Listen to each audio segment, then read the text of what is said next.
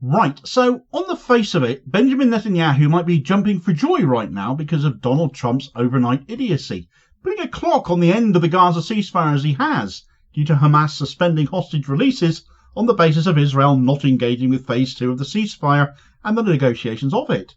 Well, we knew Netanyahu was trying to screw his way out of it. His government collapses if he doesn't, and on that basis he has now presented terms which are obviously going to be unacceptable to Hamas. It's what he has done at every single ceasefire negotiation he has collapsed before, putting forward unagreeable terms as red lines, and everything ends up falling apart. The trouble is, he's done it so many times, much of the world knows when these talks fall apart, it is Israel that is collapsing them. It doesn't matter how mainstream sources in the media might try to gloss over this, or put the blame on Hamas, and certainly they've leapt on the fact Hamas have moved first here to bring things to a halt. But how Hamas have gone about this is not being covered. And when you dig into it, Netanyahu is actually screwed, because the media can say what they like, and they often do. But when it comes to negotiations and moving forwards, and the view of Israel as an honest peace broker in the eyes of the world, Netanyahu really is completely screwed all in all. Right, so let's start with one thing the mainstream media absolutely won't have been, and that is the actual statement Hamas have issued in response to them suspending hostage releases, due to continue this Saturday, but having been called off because Netanyahu, as predicted, is not engaging in discussions with regards to phase 2 of the ceasefire. No incentive to do so, given he wants to stay in power, and agreeing to that second phase would bring a swift end to that. The hard right of his coalition government would make sure of it. Therefore, Hamas's statement actually says, Hamas's movement confirms its commitment to the terms of the agreement as long as the Zionist occupation is committed to them. Hamas has implemented all its obligations accurately and on time. The occupation did not abide by the terms of the agreement and carried out many violations, which included 1. Delaying the return of displaced persons to the northern Gaza Strip, 2. Targeting our people with shelling and shooting, killing many of them in various areas of the Gaza Strip, 3. Obstructing the entry of shelter requirements such as tents, mobile homes, fuel and equipment for removing rubble and retrieving bodies, 4. Delaying the entry of the medicines and supplies needed by hospitals to renovate hospitals and the health sector. Hamas countered the occupation's violations and provided them to the mediators as they happened, but the occupation continued its violations. Hamas calls for strict adherence to the agreement and not subjecting it to selectivity by presenting the less important and delaying and obstructing the more urgent and important. Postponing the release of prisoners is a warning message to the occupation and to pressure for strict adherence to the terms of the agreement. Hamas deliberately made this announcement 5 full days before the date of handing over the prisoners in order to give the mediators sufficient opportunity to pressure the occupation to implement its obligations and to keep the door open to implement the exchange on time if the occupation adheres to its obligations. Laid out in black and white every single reason why Israel cannot be trusted. You do have to feel for the mediators here, though, because where Hamas have given them time, Trump has taken it from them, in a sense. If hostage releases got delayed past Saturday, but talks were getting somewhere, say, then the ceasefire may still have hell, maybe been extended. But thanks to the big orange man baby having said all hell will break loose on Saturday if all hostages aren't released by Hamas, then what chance have they actually got here? As far as this bit goes, Netanyahu will be rubbing his hands together with glee because Trump has effectively ended the ceasefire for him. But not quite. All eyes are on him now, and he's gone down the most dishonest and disingenuous route, quite obviously seeking the end of the ceasefire, obvious to everyone who uses social media to get their news, has been observing what has been happening in Gaza for the last 15 months via social media, seen all the videos. They read the alternative media about it now, even watching people like me, who spell out the reality of this situation. And what Netanyahu has now issued by way of demands for phase 2 clearly shows someone who is not really looking for the ceasefire to carry on. According to Yedioth Aronoff, Prime Minister Benjamin Netanyahu is set to present his demands for the second phase of the ceasefire to Israel's Security Cabinet, but Hamas is expected to reject them. His conditions include expelling the Hamas leadership from Gaza, dismantling the Qassam brigades, Hamas's military wing, and securing the release of all Israeli captives held in Gaza. There are currently 76 Israeli prisoners in Gaza, while thousands of Palestinians remain imprisoned in Israeli jails under severe conditions, with many dying in custody.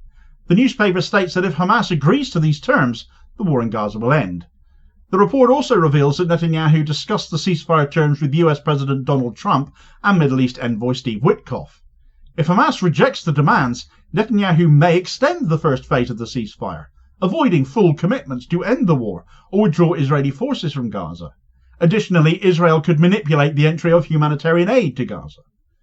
Well, Israel are already manipulating aid into Gaza. They're violating the ceasefire agreement in doing so. We know this already. Regular viewers will have seen me cover instances of this already. You don't just have to take Hamas's statement to know that. But as for an extension of the first phase of the ceasefire, what incentive is there for Netanyahu to do that? And incidentally, it has now been confirmed now that these are Netanyahu's official demands, completely unrealistic as they are. But the main reason Netanyahu won't extend is he's not really the guy in power here. The guy who basically is Finance Minister Bezalel Smotrich, and he has made his view on all this very clear. Look at Hamas's celebrations of the army's withdrawal from the Netzarim axis, which they describe as liberating the land again. All they care about is the land, and it must be taken from them to harm them, show the price of defeat, and deter every enemy anywhere in the world. And of course a decisive step must be taken to open the door to encouraging the emigration of the Gaza population, in cooperation with President Trump, who understands very well the roots of the conflict and the only realistic solution. Only in this way can we do everything in order to free all the prisoners and eliminate the threat of Hamas from a position of strength. Mr. Prime Minister, this plan must be presented for approval to the Cabinet as soon as possible in order to prepare for an immediate operation once the first stage of the deal is completed. This is the only realistic way to force Hamas to surrender and raise the white flag. Well, Israel have indeed withdrawn from the Netzarim corridor, built across the middle of Gaza as Israel had. But you can bet they've not gone very far, ready to roll back in come the weekend, I have no doubt. Besides, Smotrich here is talking out of his trump. Hamas completely rebuilt themselves under the noses of the IDF. There is no total victory here. You completely failed to eliminate them after 15 months of genocide. You only ended up killing your own people along with tens of thousands of innocent Palestinians. Not that I believe you personally care one iota, Mr. Smotrich. How can a nation prepared to use something like a Hannibal directive possibly care about their own people anyway? Hostages matter more to you, and as that Yedioth Aharonoth piece stated, Israel holds thousands of them. Worst of all for Netanyahu, though, is that the Israeli people, particularly the Zionist hard right amongst the population, still hold him accountable for failure the first time round, and commentary about destroying Hamas and achieving goals will be ridiculed this time around, even in Israel. Across Gaza, there are signs that have been hung on the sides of ruined buildings or whatever they can be hung on, seen mocking his claims of total victory. And Israelis are seeing this. They are also seeing Hamas very much still active, very much still armed, very much still able to fire on Israel, and wondering, having razed Gaza like they have, and it epitomizes Netanyahu's failure, and they will as a result be leaning even harder on their representatives, who are the likes of Smotrich and the likes of Ben Gvir, all the harder to ensure Netanyahu does not accept further ceasefire in what they view as weakness and cowardice and failure. After all of this time, after so much of what the world has seen, and very much despite mainstream media narratives that will try to shore Netanyahu up in Zionist-led Western nations, the failure of the ceasefire will be solely and squarely on Netanyahu's shoulders. Even more so is this the case as Israel have breached this ceasefire already numerous times, as the Hamas statement stated. In the latest example, 3 Palestinians have been killed just in the last 24 hours, as Israeli occupation forces opened fire on them east of Gaza City, in the north of Gaza. So all those scenes of people moving north through Gaza, as we've seen, and still they didn't end up reaching safety even during a ceasefire. Israel making sure of it.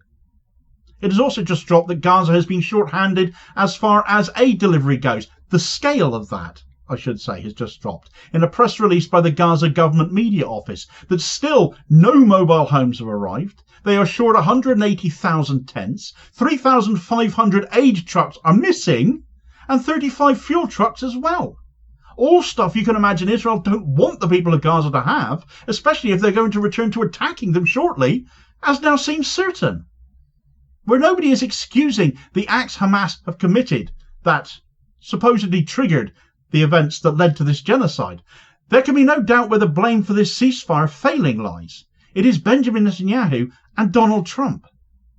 Meanwhile, not content with just detonating what is left of the Gaza ceasefire, Israel have continued to grab more land in Syria too, apparently because they fear for the rights of minorities there.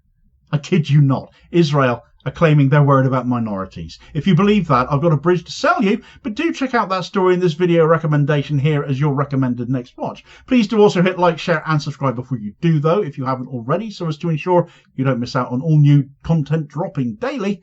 And I'll hopefully catch you on the next vid. Cheers folks.